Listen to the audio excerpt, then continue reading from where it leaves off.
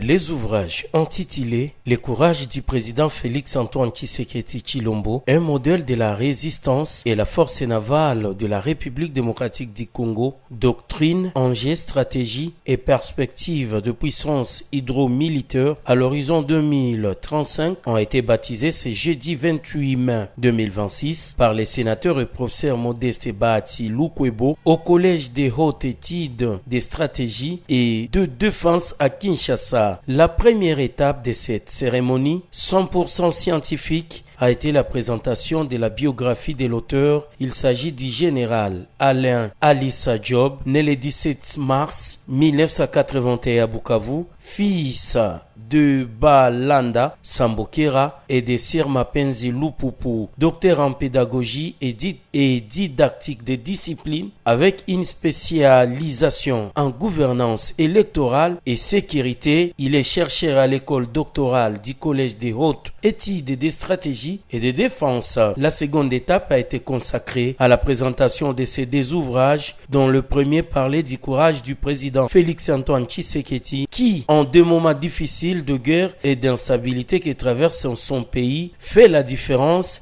Contrairement à d'autres chefs d'État africains, l'auteur veut par cet ouvrage interpeller la future génération à avoir ce même courage pour défendre l'intégrité du territoire national. Il ne se limite pas seulement à faire la présentation du président congolais, mais appelle à la conscience nationale, à la résilience et à la résistance. Dans le second livre sur la force navale, le professeur Alain Alissa Diop donne des propositions pour faire face dans l'avenir à toute agression. En effet, l'auteur écrit cet ouvrage dans un contexte où les enjeux sécuritaires et stratégiques prennent une dimension de plus en plus complexe. La question de la maîtrise des espaces aquatiques s'impose comme un pilier incontournable de la souveraineté nationale. Cet auteur explique avec émotion avoir rédigé ses ouvrages pour la reconstruction de la RDC. Le professeur Alain Alissa Diop recommande que la force navale soit dotée et équipée